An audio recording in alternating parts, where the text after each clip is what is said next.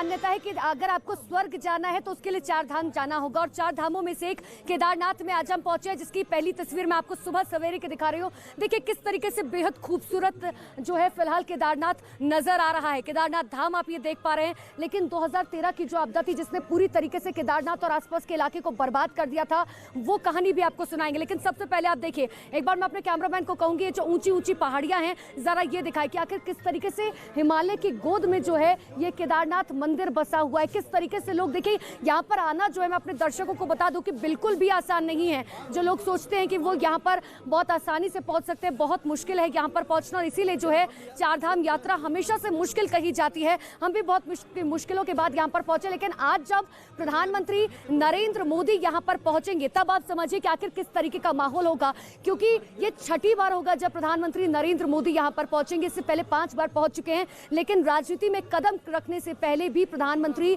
नरेंद्र मोदी इसी केदारनाथ में जो है रोज दर्शन पूजन करने के लिए आते थे। इसी केदारनाथ से आप थोड़ा सा ऊपर चले जाएंगे तो गरुड़ चट्टी, वो जगह जहां पर प्रधानमंत्री नरेंद्र मोदी जो है 1.5 महीने तक साधना किया करते थे। तो यही वजह, ये कहानियां जो है तमाम मैं आपको केदारनाथ से लगातार बताती रहूंगी। लेकिन केदारनाथ के साथ साथ प्रधानमंत्री नरेंद्र मोदी बद्रीनाथ का भी दौरा करेंगे। आपको बद्रीनाथ भी लिए चलते हैं। मेरी सहयोगी ऋतिका मेरे साथ लगातार बनी हुई है।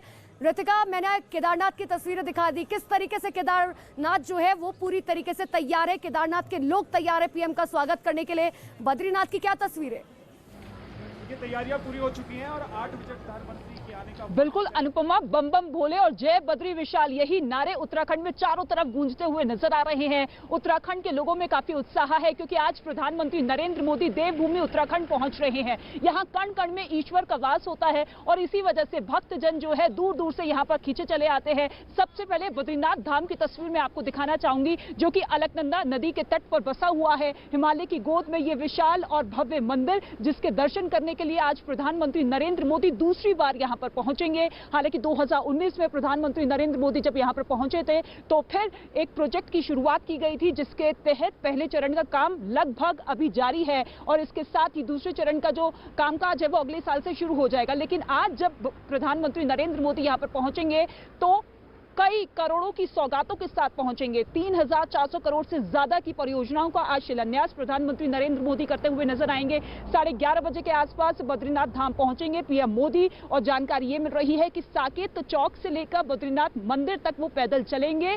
जिस रास्ते पर चलेंगे उस रास्ते का नाम आस्था पथ रखा गया है और तमाम सड़कों को, तमाम दीवारों को पूरी तरीके से सजाया संवारा गया है, रंग रोगन वहां पर कर दिया गया है। उत्तराखंड के लोगों में भी काफी उत्साह है प्रधानमंत्री नरेंद्र मोदी को देखने के लिए। गुजरात के मुख्यमंत्री के तौर पर भी यहां पर पहुंचे थे और बद्री विशाल के दर्शन करने के लिए प्रधानमंत्री नरेंद्र मोदी जब पहुंचेंगे तो ऐसे में वहां पर मुख्य पुजारी पूरे विधि विधान के साथ उनकी पूजा करवाएंगे और साथ ही बद्री विशाल का आशीर्वाद लेते हुए प्रधानमंत्री नरेंद्र मोदी किस तरीके से संबोधन करते हैं, क्योंकि आज संबोधन भी होना है।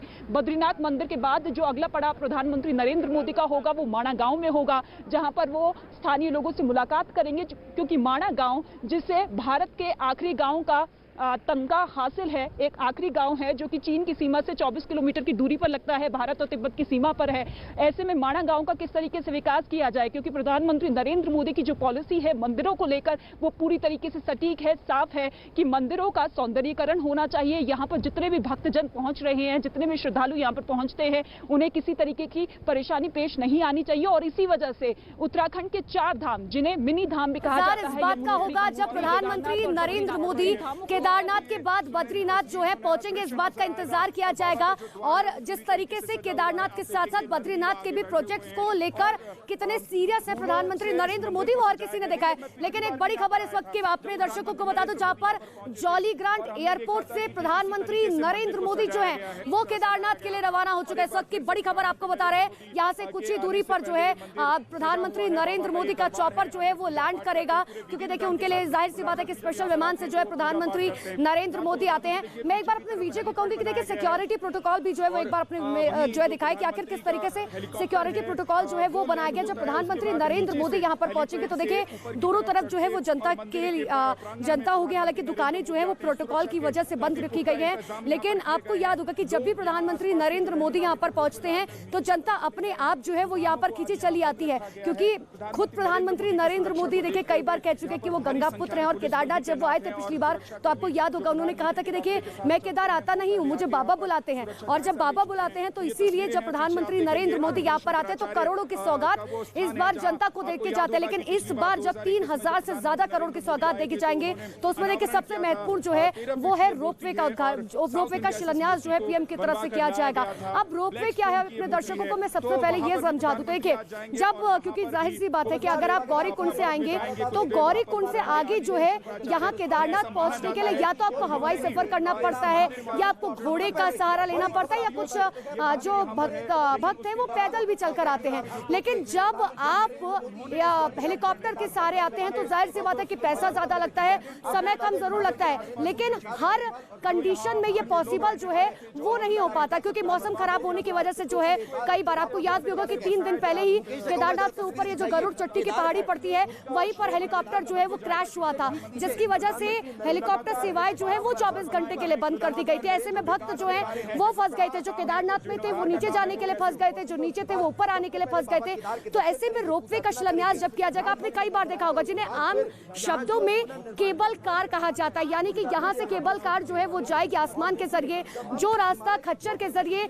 9 से 10 घंटे में पूरा किया जाता है वो सिर्फ 30 मिनट में जो है पूरा किया जाएगा। तो एक तस्वीर लगातार केदारनाथ की भूमि से मैं आप तक पहुंचा रही हूँ। बिल्कुल देखिए इस बार